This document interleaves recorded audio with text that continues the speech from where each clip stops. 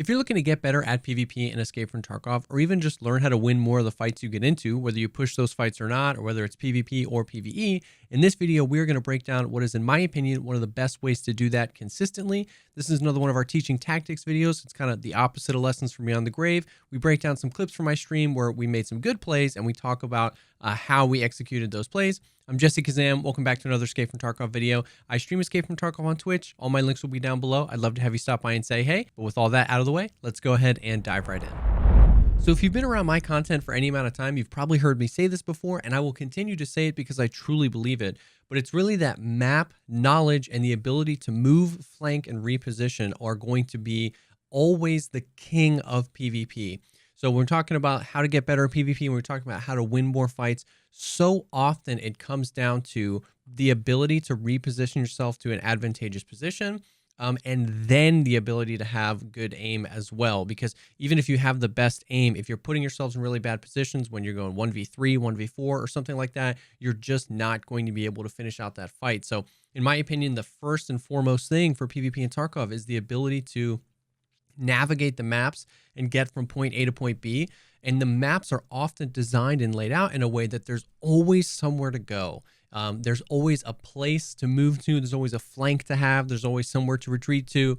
And if you know how to do that, you're going to win more fights. So with the teaching tactics videos and the Beyond the Graves, what we do is we'll watch the clip back first, and then we'll kind of go back and break it down. This is set up here is we're on Interchange, and we're kind of by the power station, and we've got two guys at least up above us on our left. And this is kind of how we chose to handle this fight. Running to my left. Oh, did he go Where up? Are you? I'm to your right. I think he went up. I think he went up. Yeah, he's definitely above me. Okay. You can hear him ADSing and stuff. My nade. I don't really... He's still up there.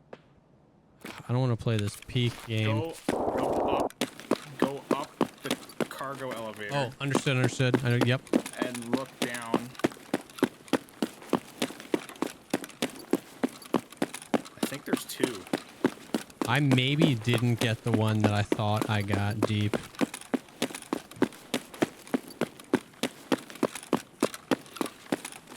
There's still one above me.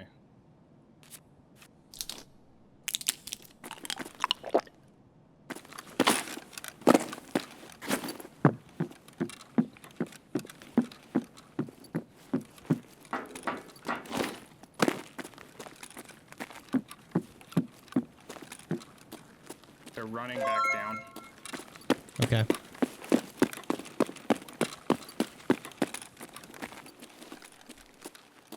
I just saw one. Just for a second, they are running back down. 100%. You can push that. Yeah, this is me you're hearing above you now. Okay. Got them both. Nice. Where'd they go? They were still kind of up here, but they were moving this way. So that was definitely a little bit of a longer clip, but I wanted to show the entire pathing I took if you're not super familiar with Interchange, so that you can kind of see how like simple but also intricate some of those pathings can be. Like this was just a clip that really stood out as map knowledge is rewarded. You hear me say at the beginning there, I'm not sure how to play this. I don't want to play the peek game. I don't want to just be looking up and then peek over and it's just like, who's going to win? I wanted to play this smart. He was down there, which gave me the ability to call out for a distraction if I need, to look up, to throw something, to run. They were obviously still very concerned with him down there. And you can kind of see this is a bit of a longer flank, but you know, he called to go out to the cargo elevator. I knew that I could go left down here. I could move my way up to the level that they were on, and I'd get them from a side angle. I was far enough away that they didn't hear me running, and they obviously didn't anticipate this flank.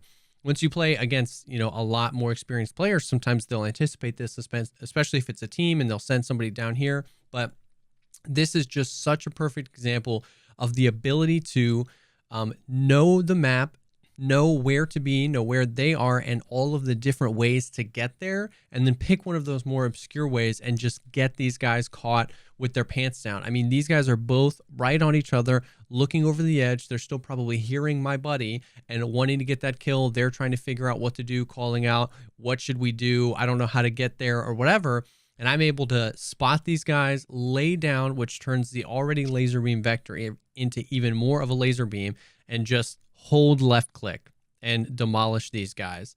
And boom, fight over, good to go. My buddy can come up and we're good. So this was one of those where I really saw this as a great example of that. And Interchange is a really complex map. Like we said, I am not super duper comfortable on Interchange all of the time. And it took my buddy to call out, hey, go to the cargo elevator. And then I was like, oh, I totally understand what you mean. But there is always something like this. There's way more often than you think. There is a path to take. There's something to do. And I think that a lot of fights in Tarkov with people that haven't put thousands and thousands of hours in the game don't play like this. They play with, okay, we know they're up there, we're down here, we're just gonna basically do this dance until one of us gets the kill or a nade kill or something, and then it's over, or we get third partied. But these are really critical moments right at the beginning of a fight here to figure out, where can I go? How do I get there? And am I going to do it? And if I'm going to do it, I'm going to do it now. Because to be honest with you, even if these guys heard me peek, heard me flank, or anticipated the flank, it's still, that version would still be a better version of this fight than just us playing this game where we're just waiting. Because even if you flank and they counter flank, it's still pushing the fight forward without these like standoffs where it's just, you're just playing the peek game and you're handing the fight over to desync and to peeker's advantage. Not always, but knowing that those things are affecting Tarkov, you don't want to hand the fight over to those things by just playing peeking games. If there's any way that you can move, reposition, and get to somewhere where you can just own your enemy, then that's what you want to do. This was a fight where I was able to eliminate that. I was able to kill those guys without worrying about any of that, without worrying about hit reg or peeker's advantage or anything. I just knew that I had out-positioned them and I was able to take them out. So this is why it's so important to learn the maps, to learn the intricacies of the map, not just learn one route, like one money run or one this or that. Like that's fine if you're trying to make money. But if you're trying to really get better at PvP, if you're trying to win more fights, this is the most important skill, in my opinion, learning how to traverse the maps. You can do this in offline mode, play with somebody who's more experienced at the map with you. Oftentimes, if I'm playing with a duo buddy that I haven't played with in a while, or with one that's really good at a specific map, I'm still constantly learning, like, oh, I didn't know you could get from here to here this way.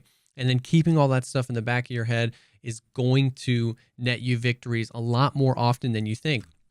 I didn't need, God tier aim to win this fight because I positioned myself well. I was able to lay down and just hold left click. It cost a lot because I was expensive ammo, but I was able to just hold left click. I didn't need God tier aim. Of course, aim is important, but in my opinion, that positioning and map knowledge is huge. So we're going to take a look at another clip, a customs clip, where a kind of a similar situation happens. Somebody searched that duffel bag. I hit search on it and then it accidentally canceled the search, so. Okay. Oh, outside two-story, bottom floor by the stairs. Is he a gamer? Oh! You said they're wrapping around the front of the building.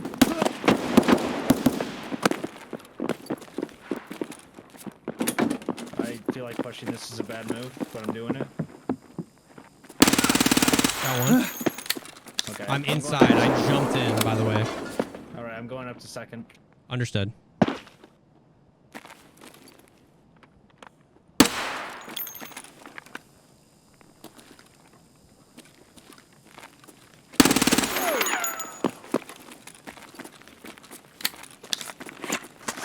So here is another example of a similar situation, but in a much less like complicated way. Like this flank, this reposition was much smaller of a movement, but it was still something that I knew where I could get from point A to point B. I could cut them off and I could set myself up in a position where I was in the position of strength. So in the interchange clip, we see a huge long flank running all the way out of the way and then up to a different position and then back. Whereas this is such a subtle, slight movement, but because I knew I could do it and because I figured that they wouldn't expect it, I ended up winning the fight. So we see the guys, I spot the guy over there. I went to toss the nade and then I saw him re-peek, so I thought I was going to die. But the nade pushed him back. My teammate kind of flanked in here, pushed him back. He made a great call out that they were running around the front, which is exactly what I wanted, because I know you don't need elite strength or endurance to make this jump. You hop on the trash bags here and you can hop right in the window. And I knew that that puts me in a great spot, because they probably aren't going up to 2-story via those metal stairs on the right, because my friend would have called that out. You can't get to 2-story from the second floor the other way. So they have to come in the front door. They're either going across the 3-story dorms or they're coming in the front door. So now all I have to do is do a quick right side peek out of this room. And now if they're coming inside, this is the only way they're coming. And in just a few seconds, we've pushed them around the corner. And now I'm in a position where this guy really doesn't stand a chance, because unless he just pre-fires that, wondering if somebody was going to be there, I've kind of got the drop on him. So they might have been hurt from the grenade or some of the initial fights. Their thought is they're trying to get to cover. And while they're in that state of like, they're worried, they're trying to get to cover, I was able to set myself up in a position of strength, in an advantageous position. And this guy comes in and just kind of gets mopped up. And the other one had made it in first, apparently. And as we're kind of moving around here, this part goes back to one of the other Beyond the Graves that I did, where it talks about the left side peek. Like, this is one of those times where I'm on this side of the hallway because I want to be able to peek with my right side because less of me is exposed. He's at the other end having to do a left side peek, and I'm just kind of wiggling back and forth. I'm hearing the reload. Now he's got a lot more of his body's exposed, his arm, his thorax, his head, and I just let the recoil of the gun take me up to his face, and then boom, eliminated. So this was another one of those clips, but just a lot less complicated maneuvering. When I talk about map knowledge, right, you don't have to know everything to do this. It's all about building upon learning little routes, learning places to be, learning how to get from point A to point B, and you just build on top of that knowledge. Sometimes it's really subtle movements that work the best. Sometimes they're more complex, but at the end of the day, I really think most people would be surprised at how often thinking about repositioning will net them a victory. Unless you just immediately kill somebody, or unless there's nowhere to go, I think more often than you think, the ability to fall back and reposition, if nothing else, it gives you time to think. It gives you time to figure out what you want to do, figure out what equipment that you have. But it definitely also is a way to put yourself in a position of strength, to get to a place where your enemy doesn't expect you. And like we said before, not hand the fight over to the game. You're able to take the fight and win the fight. So I hope that videos like this help. I hope being able to break down gameplay, my gameplay, is helpful for you guys. I always suggest you getting OBS or NVIDIA Shadow Play or something, and giving yourself the ability to walk back and figure out what you did wrong and figure out what you did right. That's the best way to get better at really anything, in my opinion. But in this case, we're talking about Tarkov. So hopefully this little teaching tactics helped you maybe just process that a little bit more, to always be moving around, to always be repositioning and flanking.